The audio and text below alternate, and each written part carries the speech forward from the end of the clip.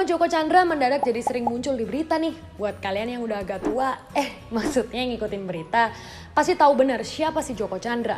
Tapi buat yang masih milenial, mungkin belum tahu buron macam apa sih dia ini. Ya kan? Makanya Quick Insight bakal ngejelasin kenapa sih nama Joko sering disebut-sebut punya banyak koneksi dan duit, terus bisa kabur ke luar negeri padahal namanya masuk dalam daftar pencarian orang atau DPO. Gara-gara Joko Chandra, 3 orang jenderal polisi dicopot dari jabatannya. Hah? Siapa sih dia? Jadi, kasus yang membuat Joko Chandra masuk DPO itu balik ke tahun 1999, di mana ia menjadi terpidana pada kasus korupsi hak tagih atau cesi Bank Bali. Intinya, pada saat itu, Direktur Bank Bali, Rudy Ramli, mengalami kesulitan menagih piutangnya pada 3 bank yang lagi mengalami kesulitan finansial. Karena putus asa, Rudy memutuskan untuk menjalin kerjasama dengan PT Era Kiat Prima atau EKP, di mana Joko Chandra duduk sebagai direktur dan Setia Novanto yang saat itu merupakan bendahara Partai Golkar menjadi direktur utamanya. Singkatnya, setelah negosiasi dilakukan, Bank Indonesia dan Badan Penyihatan Perbankan Nasional atau BPPN setuju untuk mengucurkan dana sebesar 905 miliar rupiah untuk kasus Bank Bali. Tapi cuma 40% aja yang diberikan ke Bank Bali, 60% lainnya menuju ke rekening EGP. Nah, dari sinilah Joko didakwa telah mempengaruhi para pejabat otoritas moneter untuk memperlancar pencairan klaim Bank Bali. Sempat lolos dari jerat hukum, akhirnya Joko terbukti kalau ia melakukan tindak pidana korupsi dalam perkara penagihan hak tagih piutang Bank Bali. Joko lalu divonis 2 tahun penjara. Cerita serunya dimulai dari sini nih.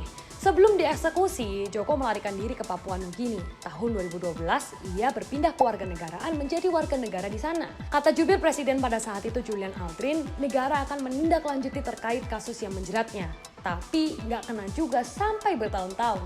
Terus tiba-tiba tanggal 8 Juni 2020 lalu, dia sempat kembali ke Indonesia. Lucunya, masih belum ketangkep juga sampai sekarang. Bahkan waktu balik ke Indonesia, dia bisa bikin IKTP dalam waktu 30 menit. Bayangin guys, 30 menit. Gue aja pas bikin sampai 30 hari. Ajaib kan? Tapi pas ditanya Lurah Grogol Selatan Asep Subahan yang sekarang sudah dinonaktifkan sih, bilangnya gak ada maksud mengistimewakan. Menurutnya, gak ada yang tahu kalau Joko itu buron karena gak tertera pada sistem. Terus Joko juga sempat buat paspor yang langsung jadi dalam sehari. Dan sama, petugas imigrasi gak mengenali Joko karena gak tercatat pada sistem. Seharusnya hal ini nggak bisa terjadi kalau red notice nggak terhapus atau setidaknya nggak ada alibi yang bisa dibuat soal para petugas yang nggak tahu ada buron yang sedang mereka layani. Sayangnya, kata Kepala Divisi Humas Polri Irjen Pol Argo Yuwono, red notice sudah dihapus secara otomatis oleh sistem karena udah lewat 5 tahun. Ingat ya, terhapus otomatis, bukan dihapus, katanya. Kontras dengan hasil penelusuran Indonesia Police Watch atau IPW. IPW menyebutkan ada dugaan keterlibatan dari Sekretaris NCB Interpol Indonesia, Brigjen Pol Nugroho Wibowo terkait penghapusan red notice Joko. Karena Nugroho menerbitkan surat tentang alasan terhapusnya red notice. Alasan yang paling mind-blowing menurut IPW adalah adanya permintaan dari istri Joko Chandra, Ana Buntaran, untuk mencabut red notice atas nama Joko. Waduh, gawat juga dong. Anyway, sekarang yang terjadi, Menteri malah main salah-salahan.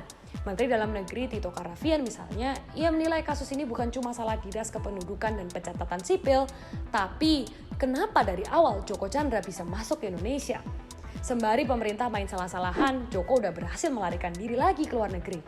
Dengan berbekal surat jalan yang diterbitkan oleh inisiatif Kepala Biro Koordinasi dan Pengawasan atau PPNS Bareskrim Polri, Brigjen Pol Prasetyo Utomo, Joko terbang menuju ke Pontianak.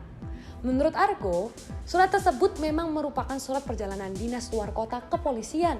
Akhirnya Brigjen Prasetyo dicopot dari jabatannya, demikian juga 2 orang jenderal lain. Sampai saat ini ada dugaan kuat Joko bersembunyi di Malaysia. Tapi yang perlu digarisbawahi, aneh bin ajaib kalau semua pintu masuk negara ini bisa kebobolan. Mulai dari imigrasi, kepolisian, bahkan saat ia mengajukan peninjauan kembali kasusnya di pengadilan. Melihat kasus ini, nggak ada kata lain selain di negeri plus 62 koneksi dengan oknum-oknum pemerintahan itu sangat penting. Ini membuktikan kalau praktik kolusi masih mudah terjadi di bangsa ini. Masa sih buron kelas kakep macam Joko Chandra bisa mulus banget berbulan-bulan tinggal di negara ini dan nggak tertangkap juga? Semua kejanggalan ini mulai hilangnya red notice dan munculnya surat dinas kepolisian masih diselidiki. Kabareskrim Komjen Pol Listio Sigit Prabowo berjanji bakal memproses secara transparan. Lihat kasus ini jadi ingat siapa tau nggak? Harun Masiku. Keceplosan. Nah, intinya kita cuma bisa berdoa supaya suatu hari praktik kolusi terhapus dari bumi Indonesia. Menurut kalian, mampukah aparat menangkap Joko Chandra? Tulis komentar kalian di bawah.